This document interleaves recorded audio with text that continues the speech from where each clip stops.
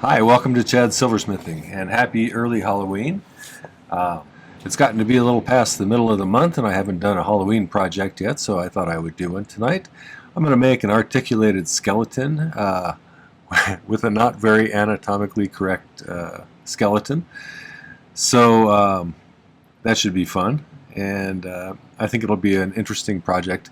It's going to have some real tiny, tight soldering, so it's probably not a beginner project, but maybe more of an intermediate or advanced. So it'll be a fun project, though. Before we get started, I'd like to thank some groups of people.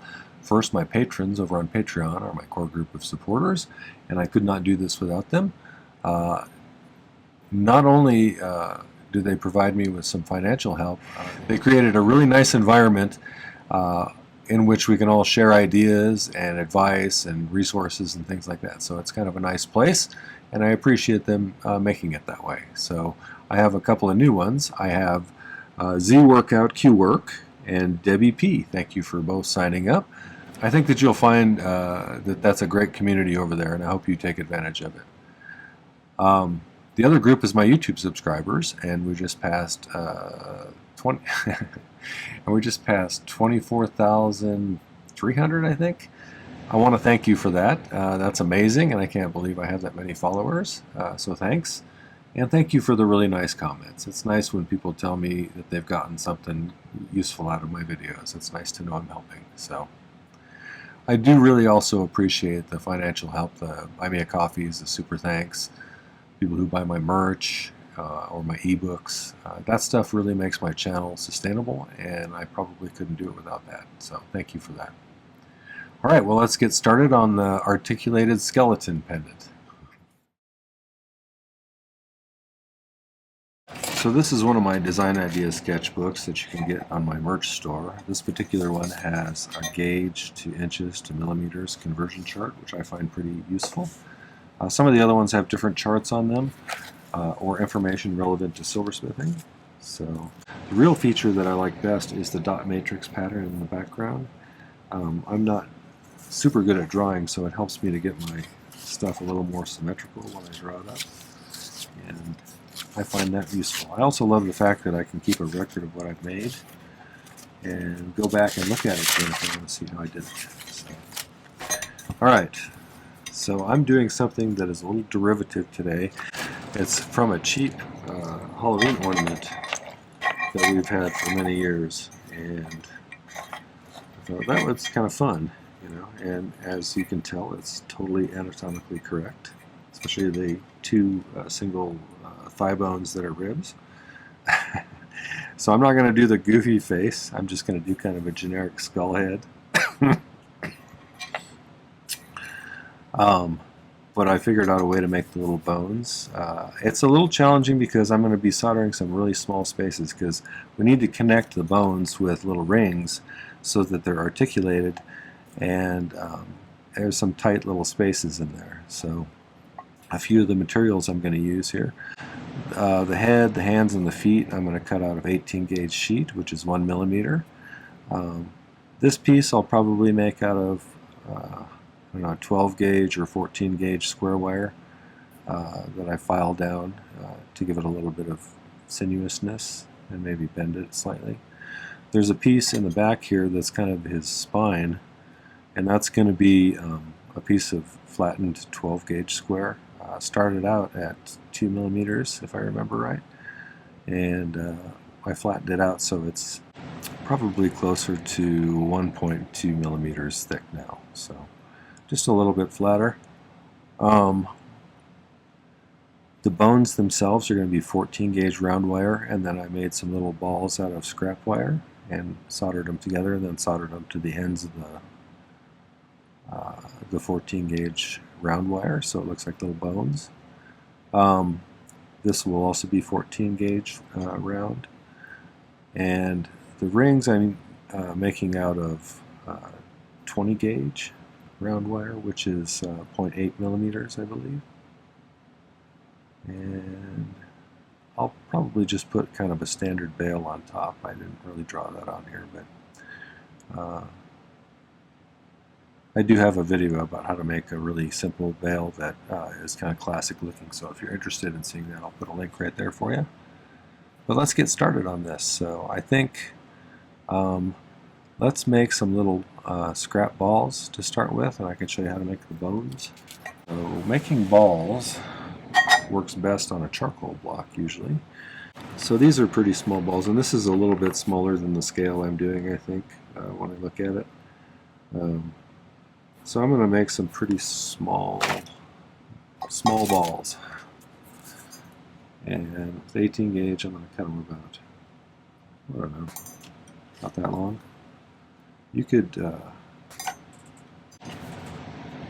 trick for getting a whole bunch of small ones like this that are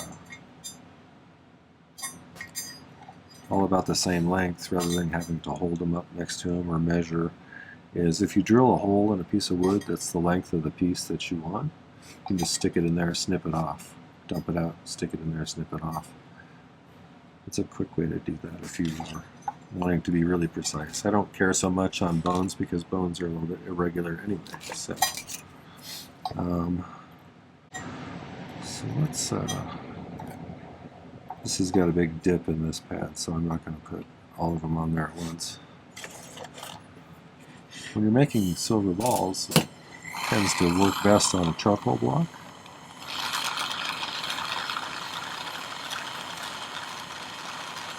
Makes more spherical balls. And if you really want extra spherical ones that don't have any flat side to them at all, if you use a little ball burr and make a little cupped area or several in the pad so that it's kind of a half, like a hemisphere, and melt the silver in there, you'll get more round balls. Okay.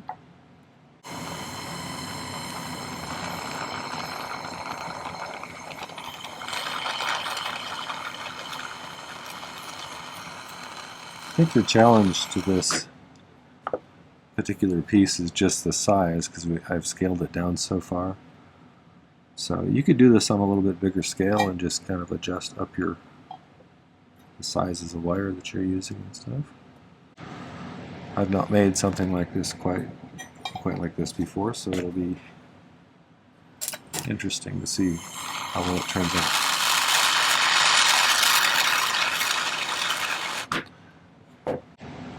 I give my patrons a monthly theme, and this month's theme is autumn or fall this year. So part of autumn is Halloween, so I can submit this as my entry for the month, or one of the two. I did a leaf thing too earlier this month. So I'm going to set this out of the way for a minute because we need to cut the center part of the bones. And so I did the leg bones already, and this is 14 gauge round. I'm just going to cut the end off flat. These ones I want to be a little bit smaller, and so actually an easy way to do it where you get them pretty close is if you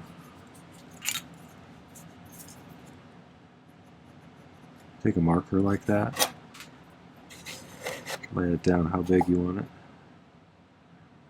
or line it up on the end of that thing, and then make a little scratch through the marker. That way you get it pretty precise.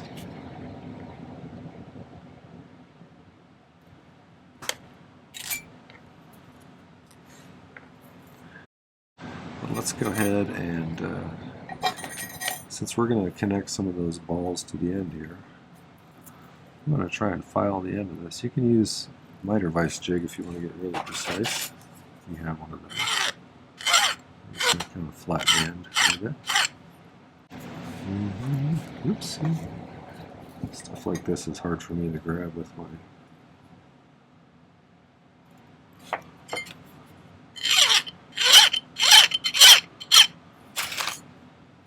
I do not have the hands of a brain surgeon, probably. I suppose ideally, if you're going to be sticking your fingers in someone's brain, you want to have kind of slender fingers. Since we're having a Halloween theme this time. Oh, one other thing I was going to do here. So, to make the double ball kind of things on the end of the bones, you just take two of these balls we just made, and we'll solder them together. So we haven't really talked about how I solder stuff. So I use primarily hard silver sheet solder, which looks like this, and I use a liquid flux that I dribble on with a dropper bottle. My torch is a Silversmith model. It's an acetylene air torch, so it pulls in atmospheric air through here to mix with the gas. Produces 4,000 plus degrees.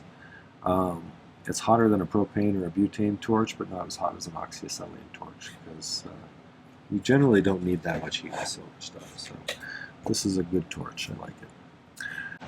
So let's get this fluxed, and I have a couple of pieces of solder sitting over here, so I'll just utilize those. So let's flux them. Somebody made a comment yesterday's video about how sometimes when you're watching videos on YouTube with people doing this kind of stuff, they make it look super easy. You know, and for the most part, most of the skills that it takes to do this stuff are just like anything else in that it takes a little practice, and once you practice for a while, you get better at it. So, well, when you watch a YouTube video, a lot of times you got to remember, sometimes just for length, we cut out some of the process because you don't want a video that's 3 hours long if it takes you that long to make a project. And so you don't always see all of the mistakes and things, I try to leave a few mistakes in, but there's certainly boo-boos that I make sometimes that I just cut out because I had to stop and redo something that took an extra hour or something, and I don't want to have to make you watch me redo something I already did. So everybody makes mistakes. It's just one part of the process, So don't get too down in the dumps if you're new to this and you can't just whip things out right away.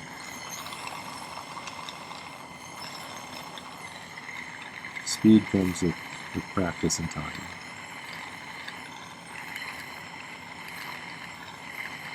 Oopsie. The balls on my bone pass slid to one side. Hey, don't do that. Forgot to me. I had to push the little box back because they were trying to migrate around a little bit. Alright, so we got those on that one. It's not perfectly straight, but do I care? Not really. Let's make one more. So I already have a couple of these soldered together ball things, so I'll just grab those.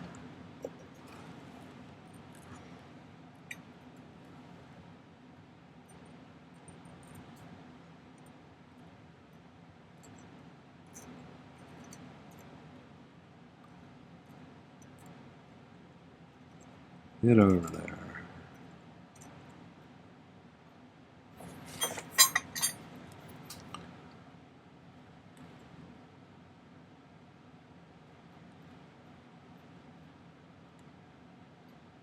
These little double balls kind of look like peanuts.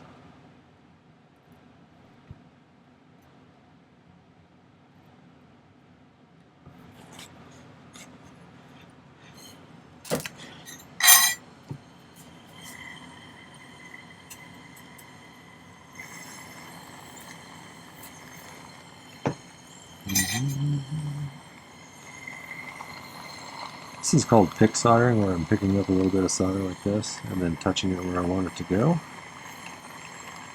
I'll put a link up above my head here if you're interested in learning about that. It's one of those skills that really kind of improves your ability to do stuff.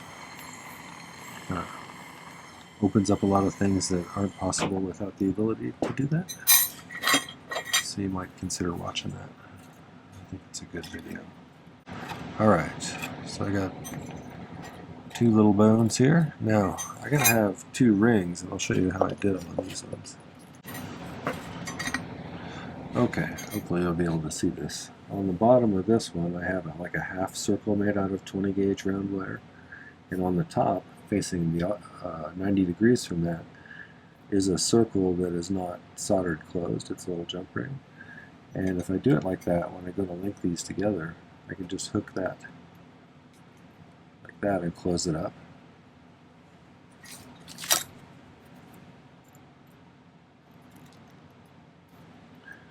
And then later on, when we have all the pieces assembled, we can just solder those closed with a little bit of easy paste solder or something, or medium, and then we'll have articulated bones like that. So that's how we're going to do it. So,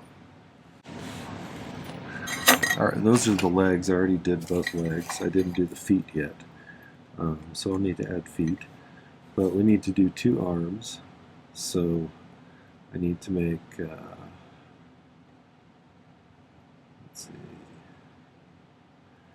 I think we're going to have to put on the shoulder here a loop going down, half a loop going down like that, and we'll have an open loop up on top. Half a loop down here, open on top, half a loop down. So both bones need a half circle on the bottom and a full circle on the top, open. So let's do that with these ones. The way I made this spring here is I just took some 20 gauge round wire and I wrapped it around a piece of 14 gauge round wire, which is this. And then we can just snip off individual rings or half circles if we want. So let's do that. I need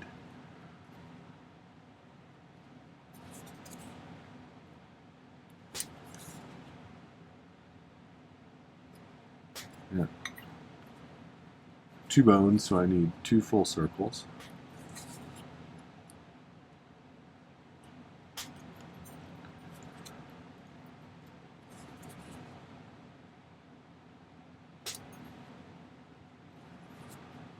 I could go just a little bit more than a half.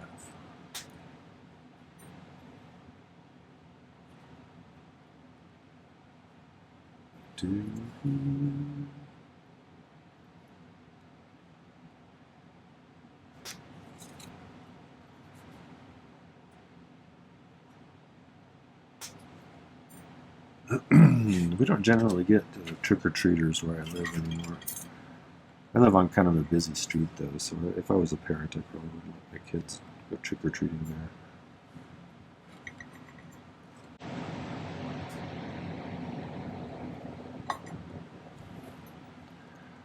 Okay, so I'm going to cut a little bit more of that small pieces of solder, so I'll put some with the half circles. It's going to butt them up against there like that.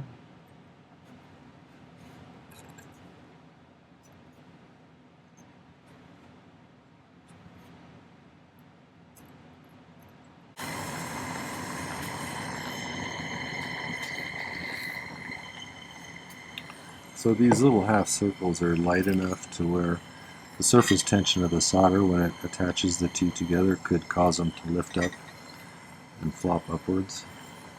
So I'm going to try and, if it starts to do that, I'll push it back down with the pick. Did not that time.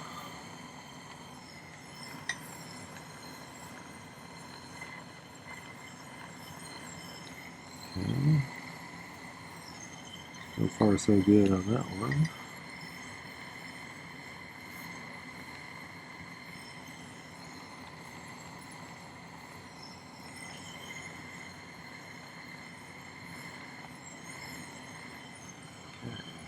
We got them both. So we want to solder the other ones 90 degrees and facing upwards. So that's harder to balance on something that's sitting like this. And so I'm going to use, I think I'm going to use a soft kiln block from Cool Tools that I can push things into. You could also use a magnesia block if you wanted to, or some of that. I know a lot of people use some clay that you can kind of pack around stuff to hold it in place. I've not tried that before, but I'm interested in it. So I'm going to push this in facing upwards.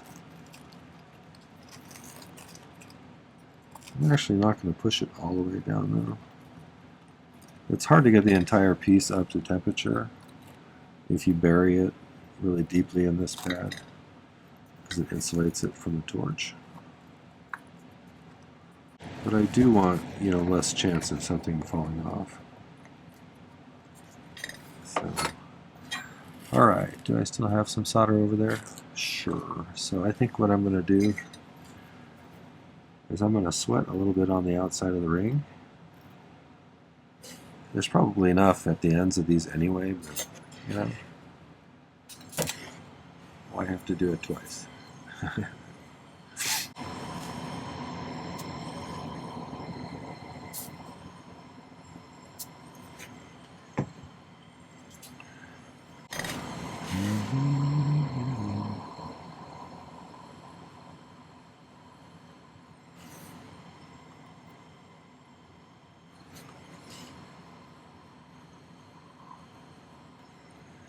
If you have shaky hands, this might not be a good project for you. At least if you're going to do pick soldering. If you can figure out another way to do it where you're actually placing the solder in place or using paste solder, maybe that could work. But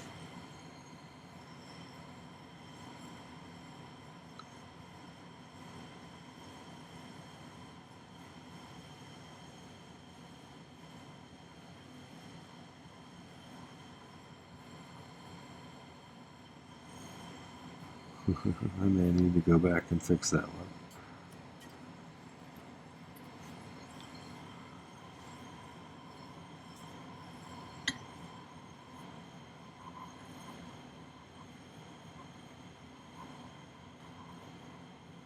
It's easy to melt these rings when you're doing this, because in order to get that bigger piece that's buried in the pad hot enough, that ring is sort of exposed there. So if you can time it to where you stick it in there until it's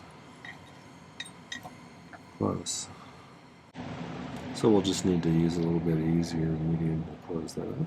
So I'll put that with the other ones, and I'll make a couple more for the other arm. Before we do that, though, we can start assembling the...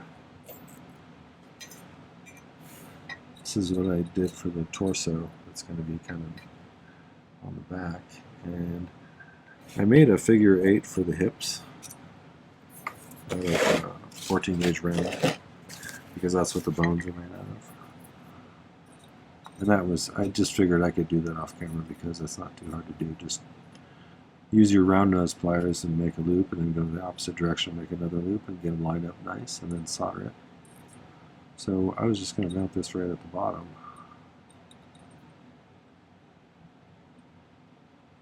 And that'll be his hips. There's pelvic bone. Totally anatomically correct. So let's solder that on there.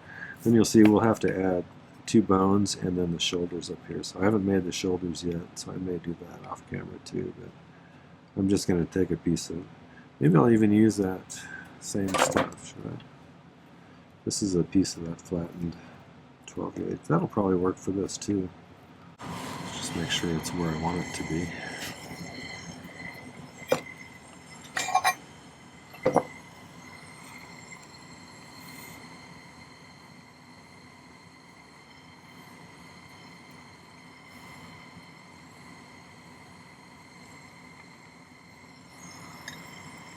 So the solder that's already on there is probably adequate, but getting this lower piece hot enough to get it to stick to it, that's what we want to have happen.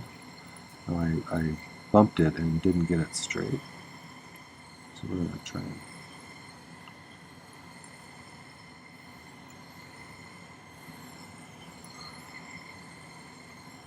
That's pretty good.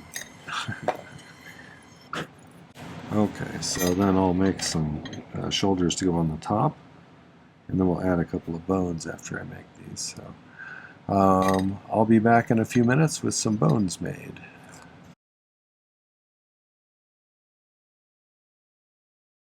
Okay, I'm back and I have all sorts of components made. So it's time to mostly solder them together.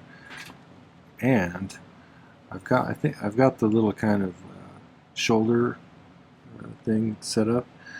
I put some medium paste solder on the front side of the torso part so that there should be enough on there. I might just add a little bit more just to make sure. And everything to hold together well. Kind of doing this by the seat of my pants, so let's see how this works. See, I added the little rings on everything. And I have a couple of bones there to make his rib cage. His weird rib cage.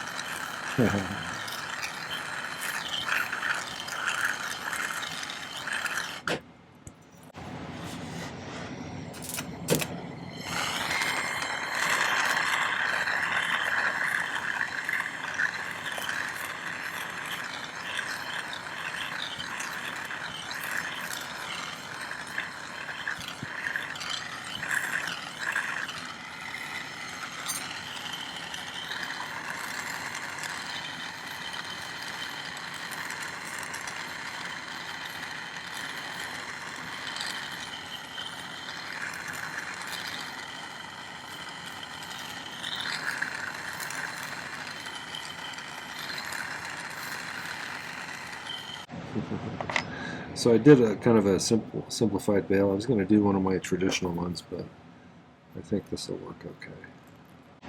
One side of my skull looks a little better than the other side. Not much better, but a little better. Okay.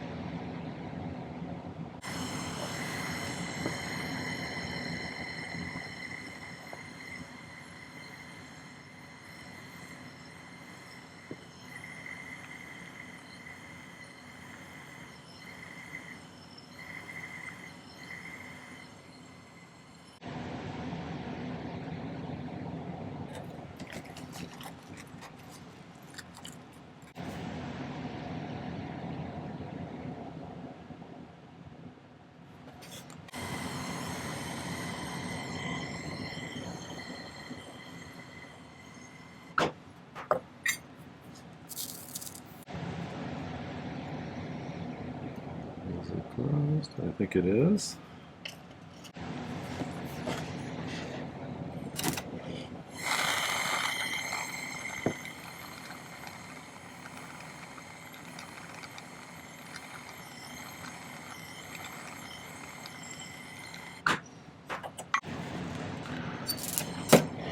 Good thing about this is set it up to where all I have to do is heat the smaller piece, because the other piece I don't want it to solder to the bigger chunk.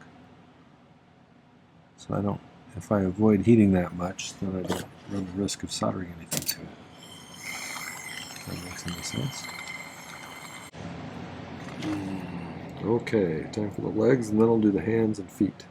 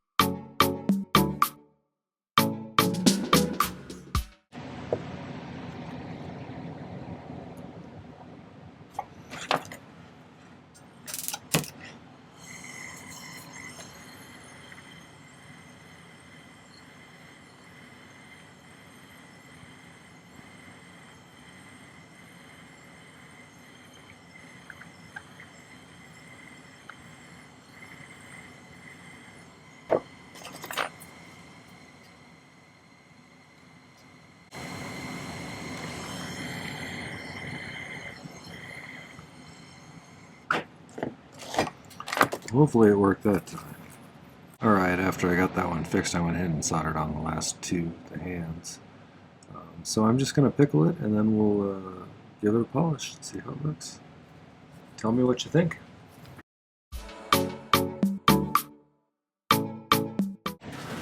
Hopefully you can see how he came out. One thing I meant to mention earlier is polishing stuff like this on a polishing wheel is a little bit dangerous because the little chain links can get wrapped around things. So you really have to contain things if you're polishing this arm. You want to be containing everything else in your hand. So honestly, if you're new to this, you probably wouldn't be doing this project anyway, but unless you've polished some chains before, you should let someone else either help you or do a tumble polish, which doesn't really get it really super shiny, but it'll at least burnish up the surface and you won't hurt yourself. So just be careful, and hopefully you got something out of that, and let me know what you think of the skeleton. I think he's kind of cute, and I learned a lot from this one. It was a lot of fine little detailed soldering, so good practice for that kind of work. Alright, well, thanks for watching. Happy Halloween. Alright, well, that was the articulated skeleton piece. I hope you enjoyed that. If you did, make sure to hit the like button before you go. That really helps to get my channel promoted, and I would love it if you check out my main channel page if you haven't before. I have 540 plus videos now. I do 3 per week. I do one on Tuesday, one on Thursday, and one on Saturday. I think you'll find that there's a steady stream of good quality content coming out, and lots of good advice and project ideas. And I'd love it if you'd subscribe to my channel. So the other thing is, the other thing to do is make sure to check out the video description down below. There is, in addition to information about this particular video, there are some links that are useful. There's one to my Patreon if you want to find out about the different tiers of membership over there. There's the lowest tier, which just gets rid of the YouTube advertisements, which is kind of nice. And then the tiers above that have some additional privileges, like Patreon exclusive videos or some live streams we do sometimes and get to chat about jewelry. So check it out. I'd love to have you as a follower over there as well. There's also a link to my merch store if you want to get yourself one of those nice design idea sketchbooks. I find them super handy and a great way to keep track of your projects. There's also a link to my ebook. My latest one is 2024's tutorial guide, so it has a page for each of the tutorials I did last year, and it has a picture of the sketch, a picture of the piece after I was done. It has a list of materials I needed to make the piece. It has a difficulty rating, albeit a little subjective on my part. And it also has some notes that I took about each of the projects, things that I learned from it, things I might do differently if I was to do it again. Did I like it? Did I not like the results? You know, how would I change it if I was going to do it again? So things like that. And I think it's a great way to have a whole bunch of projects right at your fingertips, and a super nice way to support my channel. So thank you in advance if you choose to get one of those. Alright, well, thanks for watching today. Take care, happy Halloween, and happy silversmithing.